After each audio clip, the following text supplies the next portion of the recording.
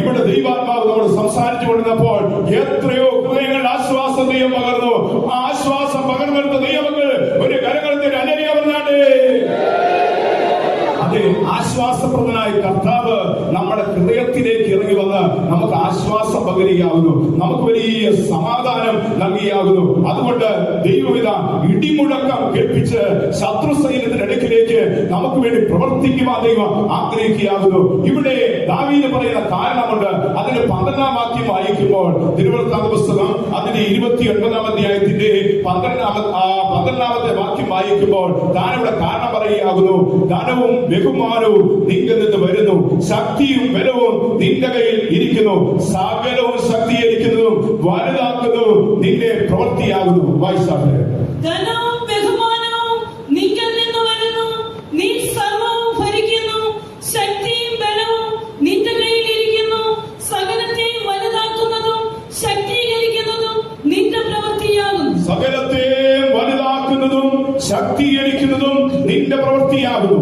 സകലത്തെ വലുതാക്കുന്നത്, സകലവും ശക്തീകരിക്കുന്നത് എന്റെ ദൈവത്തിന്റെ പ്രവൃത്തിയാകുന്നു. അതുകൊണ്ട് ഞാൻ എന്റെ ദൈവത്തെ സ്തുതിക്കും, അതുകൊണ്ട് ഞാൻ ദൈവത്തെ മഹത്വപ്പെടുത്തും. എന്റെ കർത്താവിന് തുല്യനായി ഈ ലോകത്തിൽ ആരുമില്ല എന്ന് നാം പൂർണ്ണ ഹൃദയത്തോട് വിശ്വസിച്ചുകൊണ്ട് ദൈവത്തിന് സ്തോത്രം ചെയ്യണം. ദൈവത്തിന് സ്തോത്രം ചെയ്തവനെ സ്തുതിക്കുക മാത്രമല്ല, നമ്മുടെ അതരങ്ങളിൽ നിന്ന് ഹല്ലേലൂയയുടെ ശബ്ദം മുഴക്കണം. അതൊരു ഇടിമുഴക്കം പോലെയാകുന്നു, ശത്രുവിന്റെ പാളയത്തിലേക്ക് എത്തിച്ചേരുവാൻ അതുപോലെ ഇടയായി. പ്രിയപ്പെട്ടവരെ, സ്തോത്രം ഹല്ലേലൂയ എന്ന് പറയുന്നത് ഒരു സാധാരണ വിഷയമല്ല.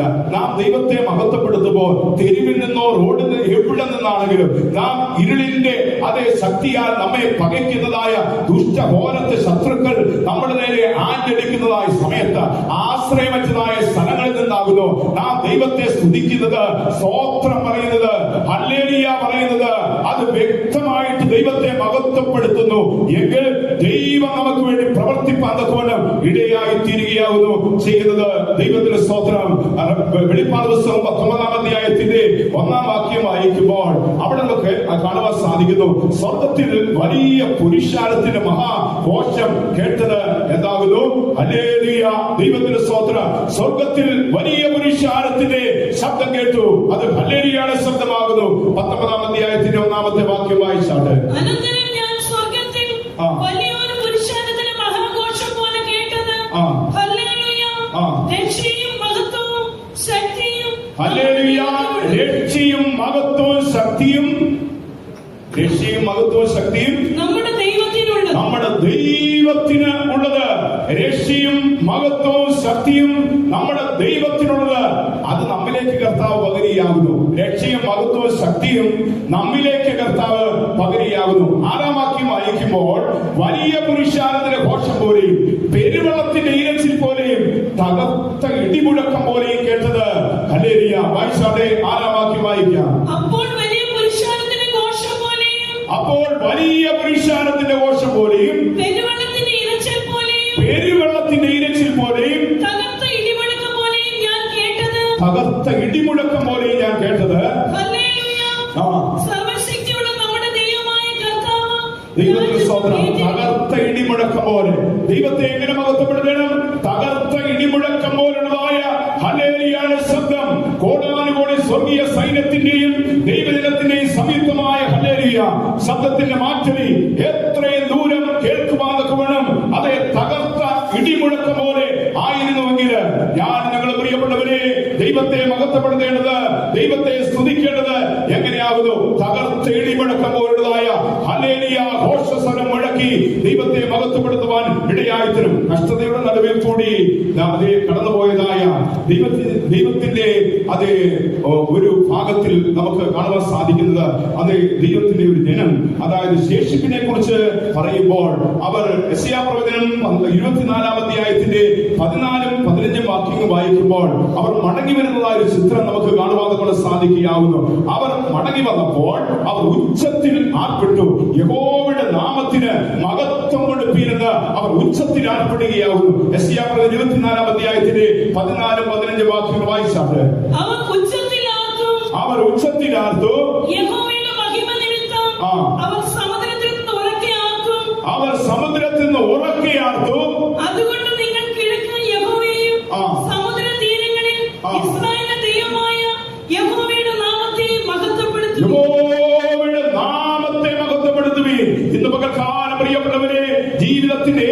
പ്രശ്നങ്ങളിലൂടെ നിങ്ങൾ കടന്നു പോകുന്നുണ്ടോ?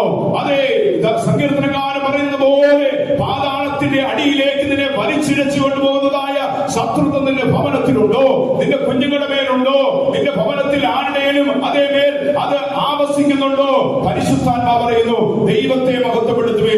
എത്ര പേര് ദൈവത്തെ കരങ്ങൾ ഉയർത്തി ആത്മാർത്ഥതയോട് സ്തുതിക്കുവാൻ കഴിയും? ദൈവത്തെ മഹത്വപ്പെടുത്തുവാൻ സാധിക്കും. സർവശക്തനായ കർത്താവ്, മഹിമയിൽ വസിക്കുന്നവനായ യേശു, മഹത്വത്തിന്റെ രാജാവ് നമ്മുടെ മധ്യേ കടന്നു വന്നിരിക്കുകയാവുന്നു. ഒന്ന് കരങ്ങൾ ഉയർത്തി പിടിച്ചാട്ടെ, ഒന്ന് കരങ്ങൾ ഉയർത്തി ദൈവത്തെ സ്തുതിക്കുവാൻ സാധിക്കുമോ? അതെ, ഒരു 10 സ്തോത്രമെങ്കിലും ശക്തിയോടെ പറയുവാൻ സാധിക്കുമോ? സ്തോത്രം, സ്തോത്രം, സ്തോത്രം, സ്തോത്രം, സ്തോത്രം, സ്തോത്രം, സ്തോത്രം, സ്തോത്രം, സ്തോത്രം, സ്തോത്രം, സ്തോത്രം, സ്തോത്രം, സ്തോത്രം, സ്തോത്രം, സ്തോത്രം, സ്തോത്രം, സ്തോത്രം. ഹല്ലേലൂയ. ഒന്നാമതായി ദൈവത്തെ സ്തുതിക്കുന്നത് തകർത്ത ഇടിമുഴക്കം പോലെ കേട്ടതായ ശബ്ദം എന്താകുന്നു? ഹല്ലേലൂയയുടെ ശബ്ദം. ഈ ഹല്ലേലൂയയുടെ ശബ്ദം കേൾക്കുമ്പോൾ ശത്രുവിന്റെ പാതാളത്തിന്റെ ശക്തികൾ ഇളകിയാകുന്നു ചെയ്യുന്നത്. രോഗത്തിന്റെ ബന്ധനങ്ങൾ കൊണ്ടുവരുന്നതായ പൈശാചിക ശക്തികൾ ഇളകി ഓടി മറിയുവാൻ ഇടയായിത്തീരും. ഒരു ഹല്ലേലൂയ ശക്തിയോടെ വഴങ്ങിയാലേ ഓളങ്ങളും തിരമാലകളും അതേ പ്രിയ ദൈവമക്കളെ നമ്മുടെ ജീവിതത്തിൽ ആഞ്ഞടിക്കുമ്പോൾ ദൈവകൃപയിൽ ആശ്രയിച്ചുകൊണ്ട് വിശ്വാസനായകനായ കർത്താവിൽ മാത്രം നാം നോക്കി ആശ്രയം വെക്കണം. അവന്റെ സന്നിധിയിൽ മുഴങ്ങാൻ മടക്കി സ്തുതിസ്തോത്രം അർപ്പിച്ച് ഹല്ലേലൂയയുടെ ശബ്ദം മുഴക്കുമ്പോൾ നമുക്ക് ദൈവത്തിൽ നിന്നും ആ സമാധാനം പ്രാപിക്കാൻ സാധിക്കും. അതേ ദാവീദ് കേട്ടപോലെ, അതേ ദാവീദ് ദൈവസന്നിധിയിൽ ചോദിച്ച ചോദ്യത്തിന് ഉത്തരം കർത്താവിന് പറയുകയാകുന്നു. നിനക്ക് ആശ്വാസം നൽകുമെന്ന്, നിനക്ക് സമാധാനം നൽകുമെന്ന്.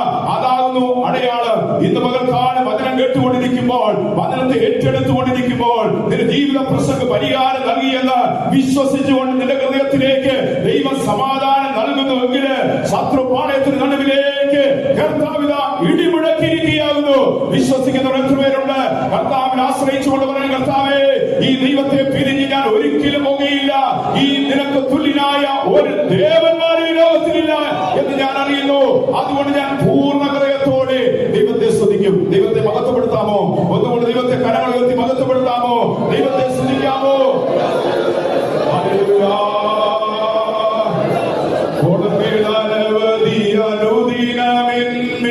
കവിഞ്ഞു വന്നിടുകിലോ ഓടങ്ങളനവധി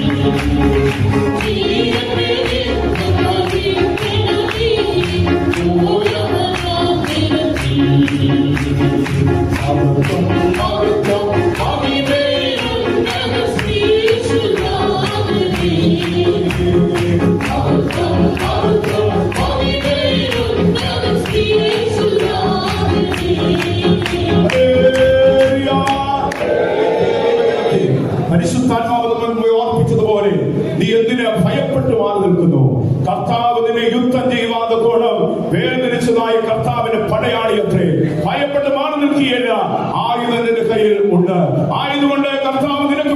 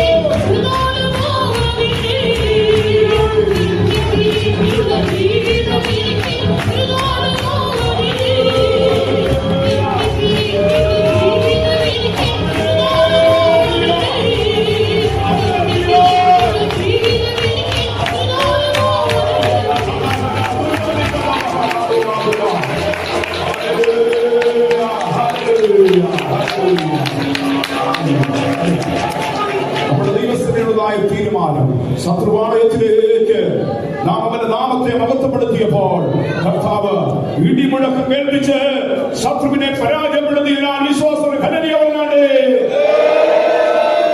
രണ്ടാമതായി പുറപ്പാട് പുസ്തകം 20-ാം അധ്യായത്തിന്റെ 18-ാം വാക്യം നാം വായിക്കുമ്പോൾ ദൈവം ഇസ്രായേലിന് പ്രമാണങ്ങൾ കൊടുക്കുകയാകും.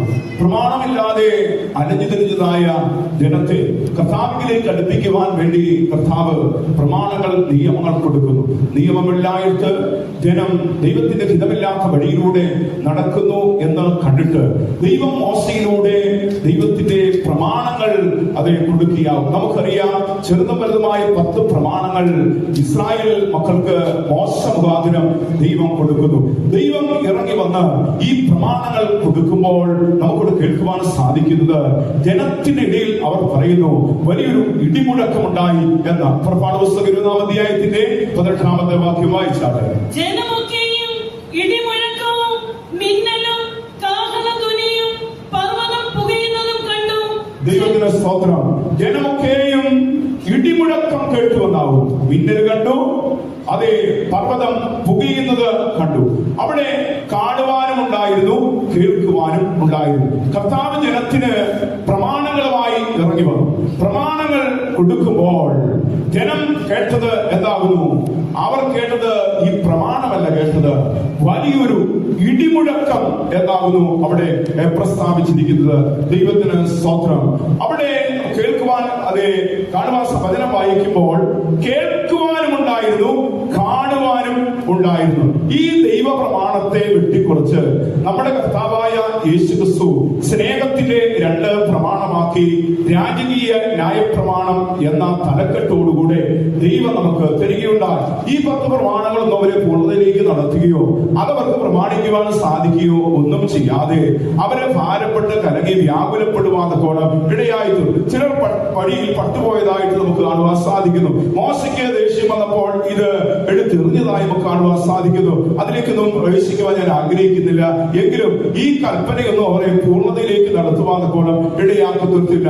അതിനുവേണ്ടി കർത്താവ് എന്താവുന്നു ചെയ്തത്? തന്റെ ഓമനപുത്രനെ ലോകത്തിലേക്ക് അയച്ചു. അവൻ കഷ്ടം സഹിച്ച് അനുസരണം പഠിച്ച് തികഞ്ഞവനായി തീരുകയുണ്ടായി. ദൈവത്തിന്റെ സ്തോത്രം. അതിനുശേഷമായിട്ട് കർത്താവായ യേശുക്രിസ്തു ഈ ലോകം വിട്ട് സ്വർഗാരോഹണം ചെയ്ത് സ്വർഗത്തിൽ ചെന്ന് പിതാവിന്റെ അടുക്കൽ നിന്ന് വാങ്ങി പരിശുദ്ധാത്മാവിനെ അയക്കുകയുണ്ടായി. പരിശുദ്ധാത്മാവിനെ അയച്ചതിന് ശേഷമായിട്ട് അതിനു മുമ്പായി തന്നെ ശിഷ്യന്മാരോട് പറഞ്ഞതുപോലെ ഈ പ്രമാണത്തെ 2 പ്രമാണമാക്കി തീർത്തു. ആത്മാവിന്റെ പ്രമാണം എന്നുള്ളതായ അതെ രാജകീയ ന്യായപ്രമാണം, അത് സ്നേഹത്തിന്റെ പ്രമാണമാകും. സ്നേഹത്തിന്റെ പ്രമാണം. ഈ സ്നേഹത്തിന്റെ പ്രമാണം കൊടുക്കുമ്പോൾ അവർ 120 പേർ അതെ ഒരുമിച്ച് കൂടിയിരുന്ന സ്ഥലത്ത് വലിയൊരു ദൈവശക്തി ഇവിടെ ഇറങ്ങുവാൻ ഇടയായി തീർന്നു. അഗ്നിനാവുകൾ പോലെ പിളർന്നിരിക്കുന്ന നാവുകൾ അവർക്ക് പ്രത്യക്ഷമാകുവാൻ ഇടയായി തീർന്നു. ഈ പരിശുദ്ധാത്മാവ് ഇറങ്ങി വന്നപ്പോൾ എന്താകുന്നു യഹൂദന്മാർ പറഞ്ഞത്? അവിടെ വലിയൊരു ഇടിമുഴക്കം കേട്ടു എന്ന്. അപ്പോസ്തലപ്രവൃത്തി 2-ാം അധ്യായത്തിന്റെ 6-ാം വാക്യം വായിക്കുമ്പോൾ അവിടെ നമുക്ക് കാണുവാൻ സാധിക്കുന്നു. വായിച്ചാട്ടെ. അപ്പോസ്തലപ്രവൃത്തി 2-ാം അധ്യായത്തിന്റെ 6-ാം വാക്യം. ഈ മുഴക്കമുണ്ടായപ്പോൾ പുരുഷാരം വന്നുകൂടി. ദൈവത്തിന്റെ സ്തോത്രം. നോക്കിക്കേ, ഈ മുഴക്കമുണ്ടായപ്പോൾ ഈ മുഴക്കത്തെ കുറിച്ച് അവർ പറയുന്നത് കാണുവാനുണ്ടായിരുന്നു, കേൾക്കുവാനുണ്ടായിരുന്നു. ദൈവസഭയെ ലോകത്തിൽ ഉടലെടുത്തപ്പോൾ പരിശുദ്ധാത്മാവിൽ ഉടലെടുത്തു. പ്രിയപ്പെട്ടവരെ, ദൈവത്തിന്റെ ആത്മാവ് അവരുടെ മേൽ വന്നപ്പോൾ അവർ അന്യഭാഷയിൽ സംസാരിക്കാൻ തുടങ്ങി. ഈ ഗലീലക്കാർ അവർ ഗലീലക്കാരല്ലയോ? അവർ എങ്ങനെയാവും നമ്മുടെ ഭാഷയിൽ സംസാരിക്കുന്നത്? അതെ, യഹൂദന്മാർ ചോദിക്കുകയാകുന്നു. അവരോട് നമ്മൾ പഠിച്ചതായ ഭാഷയിൽ ഇവർ സംസാരിക്കുന്നത്. അവർ ആത്മീയ മർമ്മങ്ങളെ ദൈവത്തോട് സംസാരിക്കുകയായിരുന്നു. പ്രിയപ്പെട്ടതായ ദൈവമക്കളെ, അവർ പരിശുദ്ധാത്മാവിനാൽ നിറഞ്ഞപ്പോൾ ഒരു കൂട്ടർ പറഞ്ഞു, ഇവർ ലഹരി കുടിച്ച് മത്തരായിരിക്കുക, മദ്യം കുടിച്ചില്ല മത്തരായിരിക്കുക, ഇവർക്ക് ലഹരി പിടിച്ചിരിക്കുക എന്നൊക്കെ പറഞ്ഞു. ഒരു കൂട്ടർ അങ്ങനെ, ഒരു കൂട്ടർ ഇങ്ങനെയും പരിഹസിച്ച് പറയുവാൻ ഇടയായിട്ട്. എന്നാൽ ഒന്ന് സത്യമാകുന്നു, ദൈവം അതേ പ്രമാണം കൊടുത്തപ്പോൾ കാണുവാനും കേൾക്കുവാനും ഉള്ളതുപോലെ പരിശുദ്ധാത്മാവ് ഇറങ്ങി വന്നപ്പോൾ കാണുവാനും ഉണ്ടായിരുന്നു, കേൾക്കുവാനും ഉണ്ടായിരുന്നു.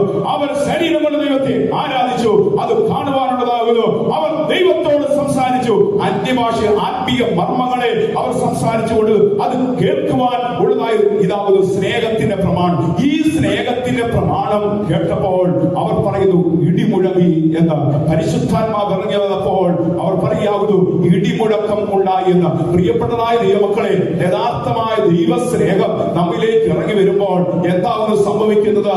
ഏത് ഘോരന്മാരായ ശത്രുക്കളായിക്കോട്ടെ, ഏത് പൈശാചിക ശത്രുക്കളായിക്കോട്ടെ, അതെ, അവിടെ കാതുകളിൽ ഇടിമുഴങ്ങിയാവും. അവർക്കവിടെ നിൽക്കുവാൻ കഴിയുകയില്ല.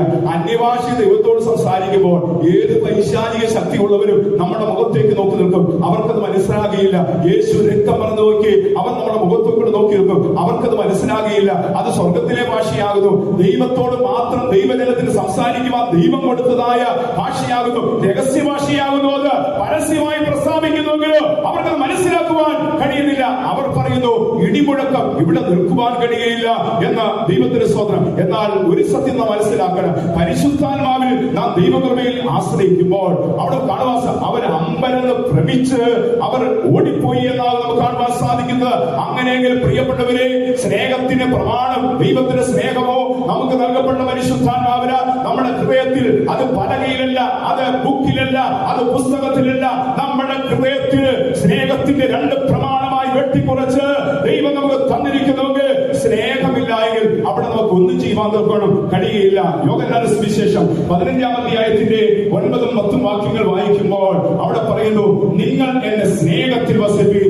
നിങ്ങൾ എന്റെ കൽപ്പനകളെ പ്രമാണിച്ചാൽ സ്നേഹത്തിൽ വസിക്കും. വായിച്ചാട്ടെ, 9-ഉം 10-ഉം വാക്യങ്ങൾ വായിച്ചാട്ടെ. പിതാവിനെ സ്നേഹിക്കുന്നത് പോലെ ഞാനും നിങ്ങളെ സ്നേഹിക്കുന്നു. എന്റെ സ്നേഹത്തിൽ വസിപ്പീൻ. ഞാൻ എന്റെ പിതാവിന്റെ കൽപ്പനകൾ പ്രമാണിച്ച് അവന്റെ സ്നേഹത്തിൽ വസിക്കുന്നത് പോലെ. എന്താകുന്നു ആ സ്നേഹം അല്ലെങ്കിൽ ആ കൽപ്പന എന്നത്? 12-ാം വാക്യം വായിച്ചാട്ടെ. 12-ാം വാക്യം, ഞാൻ നിങ്ങളെ സ്നേഹിച്ചിരിക്കുന്നത് പോലെ നിങ്ങളും തമ്മിൽ തമ്മിൽ സ്നേഹിക്കണം എന്നാകുന്നു എന്റെ കൽപ്പന. ദൈവത്തിന്റെ കൽപ്പന എന്താകുന്നു? തമ്മിൽ തമ്മിൽ സ്നേഹിക്കണം. അതാകും ദൈവത്തിന്റെ കൽപ്പന. ഇതൊക്കെ പറയുമ്പോൾ നമ്മുടെ ഹൃദയത്തിൽ ചിലപ്പോൾ ഉൾക്കൊള്ളുവാൻ കഴിയാത്തതായ ജീവിതാനുഭവങ്ങൾ പെട്ടെന്ന് കയറി വരും. പ്രതികൂല സാഹചര്യങ്ങളോ അല്ലാതെയോ ഒക്കെ. കർത്താവ് പറയുന്നു, എന്താകുന്നു ഇതിന്റെ കൽപ്പന നിങ്ങൾ അനുസരിക്കണം എന്ന് പറയുന്നത്? തമ്മിൽ തമ്മിൽ സ്നേഹിക്കുക എന്ന. യേശു പറഞ്ഞു, ഞാൻ നിങ്ങളെ സ്നേഹിച്ചുവല്ലോ, അതുപോലെ തന്നെ നിങ്ങൾ തമ്മിൽ തമ്മിൽ എന്ത് ചെയ്യണം? സ്നേഹിക്കും. തമ്മിൽ തമ്മിൽ സ്നേഹിച്ച് ഈ ആത്മാവിന്റെ പ്രമാണവുമായി മുൻപോട്ട് പോയി നിങ്ങളുടെ ജീവിതത്തിൽ അത്ഭുതങ്ങൾ നടക്കുവാനും ഇടയായതിനും വീര്യപ്രവർത്തികൾ നടക്കുവാനും ഇടയായതിനും ദൈവത്തിന്റെ സ്തോത്രം. 1 യോഹന്നാൻ 4-ാം അധ്യായത്തിൽ 20-ാം വാക്യം വായിക്കുമ്പോൾ ദൈവത്തെ സ്നേഹിക്കുകയും അതേ സഹോദരനെ പകയ്ക്കുകയും ചെയ്യുമല്ല, ദൈവത്തെ സ്നേഹിക്കുന്നവൻ സഹോദരനെ സ്നേഹിക്കണം. അതാവുന്നു കൽപ്പന എന്ന് എഴുതി വെച്ചിരിക്കും. അതാവുന്നു കൽപ്പന എന്നത്. ദൈവത്തിന്റെ സ്തോത്രം. വചനങ്ങൾ വായിക്കുവാൻ ആഗ്രഹം. ദൈവത്തെ നാം സ്നേഹിക്കുന്നുണ്ട് എങ്കിലോ കാണുന്ന സഹോദരനെ നാം സ്നേഹിക്കണം. കാണുന്ന സഹോദരനെ സ്നേഹിക്കാതെ ദൈവത്തെ സ്നേഹിക്കാൻ കഴിയില്ല. പ്രിയപ്പെട്ട ദൈവമക്കളെ, എന്തുകൊണ്ടാകുന്നു നാം അന്യഭാഷ സംസാരിക്കുന്നു? പരിശുദ്ധാത്മാവെന്നതായ ശക്തി നമ്മുടെ മേൽ വരുന്നു. ശത്രുപാളയത്തിലേക്ക് ഇടിമുഴക്കമായി ചെല്ലുന്നു. എന്നാൽ പലരുടെയും കുടുംബങ്ങളിലേക്കും ഭവനങ്ങളിലേക്കും അത് മടങ്ങി വരികയാവുന്നു ചെയ്യുന്നത്. ആ ഭയപ്പെടുത്തുന്ന ശക്തി അതുപോലെ പാളയത്തിൽ ചെന്നിട്ട് മടങ്ങി വരുന്നു. എന്തുകൊണ്ടാകുന്നു? അതിന് കാരണം സ്നേഹമില്ല.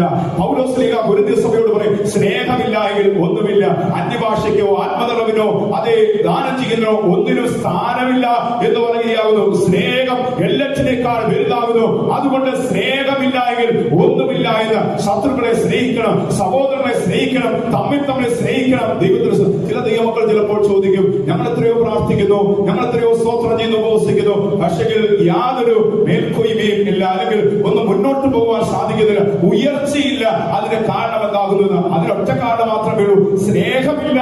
അത് തന്നെയാകുന്നു. ദൈവത്തിന്റെ സ്തോത്രം. ഞാൻ ചില അതേ പ്രശ്നങ്ങളുമായി ഒരു ഭവനത്തിൽ അതേ ഒരു 10-15 പേര്, അമ്മ, അപ്പൻ, സഹോദരങ്ങൾ, മരുമകൾ, കുഞ്ഞുങ്ങൾ, അവരൊക്കെ ഇരിക്കുമ്പോൾ ചില പ്രശ്നങ്ങൾ ചോദിച്ച് ഇങ്ങനെ അതേ വന്നപ്പോൾ ഓരോരുത്തരെയും പ്രശ്നം കേട്ടു. എന്നാൽ അവിടുത്തെ മൂർത്ത കാരണവര് എഴുന്നേറ്റ് പറയാം, അച്ചായ ഇതൊന്നും ചോദിക്കേണ്ട, ഇതിന്റെ എല്ലാം കാരണം സ്നേഹമില്ലാഴിയാവുന്നു. ഈ ഭവനത്തിൽ സ്നേഹമില്ലാഴിയാവുന്നു. സ്നേഹമില്ലാത്തത് കൊണ്ടാകുന്നു ഈ പ്രശ്നങ്ങളൊക്കെ ഉണ്ടായത്. അതുകൊണ്ടാകും നടത്തുവാൻ അവിടെ വിളിച്ചു വരുത്തുവാൻ ഇടയാക്കുന്നത്. അതുകൊണ്ടാകുന്നു ഇവിടെ പ്രശ്നങ്ങളുമായി അവിടെ വരേണ്ടതായി വന്ന്. സ്നേഹമുണ്ടെങ്കിൽ ഇതൊക്കെ അരിഞ്ഞു പോകുകയാവുന്നു. സ്നേഹമുണ്ടെങ്കിൽ ഇതെല്ലാം മാറിപ്പോകുകയാവുന്നു ചെയ്യുന്നത്. ദൈവത്തിന്റെ സ്തോത്രം. അതെ, സ്നേഹം എന്നത് പ്രിയപ്പെട്ടവരെ നമ്മെ ഒരിക്കലും പിരിക്കുവാൻ കഴിയാത്തതായ അനുഭവമാകുന്നു.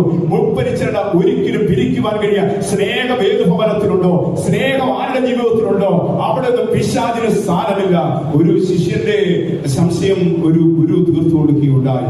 ഒരു ശിഷ്യൻ ഗുരുവിന്റെ അടുക്കൽ വന്ന് ചോദിക്കുകയുണ്ടായി, ഞാൻ എത്രയോ നാളുകളായി പ്രയത്നിക്കുന്നു, എന്നാൽ എന്റെ ജീവിതത്തിൽ ഒരു ഉയർച്ചയില്ല എന്ന്. ഈ ശിഷ്യനെ നന്നായിട്ട് തനിക്കറിയാം. തന്റെ ജീവിതത്തിൽ ഒന്നും ഉൾക്കൊള്ളാതെ ഭവനത്തിൽ അനുസരണമില്ലാത്തതായ നിലയിൽ തന്റെ ആ ശിഷ്യനായിരുന്നു എങ്കിലും അത് ഉൾക്കൊള്ളുവാൻ കഴിയാത്ത നിലവാരത്തിൽ ജീവിച്ചു കൊണ്ടുപോയിരുന്നു. ഈ ഒരു തനിക്ക് അതിന് ഉത്തരമായി പകർന്നു കൊടുത്തത് ഒരു നദിയിലേക്ക് തന്നെ വിളിച്ചു കൊണ്ടുപോയി. അതിനുശേഷമായിട്ട് 2 കുടങ്ങൾ തന്റെ കയ്യിൽ കൊടുത്തു. ഒരു കുടത്തിൽ താൻ കണ്ടുകൊണ്ട് തന്നെ ചെറിയ സുഷിരങ്ങൾ ഇട്ടിട്ട് താൻ പറയുകയുണ്ടായി ആ ശിഷ്യനോട്, ഈ 2 കുടങ്ങളും ഈ നദിയിലേക്ക് ഇടുക എന്ന്. ഈ നദിയിലേക്ക് 2 കുടങ്ങളും ഇട്ടു. എന്നാൽ ഈ സുഷിരങ്ങളുടേതായ കുടം അല്പസമയം കഴിഞ്ഞപ്പോൾ താണ് അത് നദിയിൽ താണു പോകുവാൻ ഇടയായിത്തീർന്നു. മറ്റേ കുടം ഇങ്ങനെ ഓളത്തിനനുസരിച്ച് അത് നദിയിൽ ആ ഓളങ്ങൾക്കനുസരിച്ച് ഇങ്ങനെ അങ്ങോട്ടും ഇങ്ങോട്ടും അത് പോയിക്കൊണ്ടിരിക്കുക. ഒരു ഉല്ലാസം പോലെ, ഒരു സന്തോഷം പോലെ ഈ കുടത്തിന്. എന്തെങ്കിലോ മറ്റേ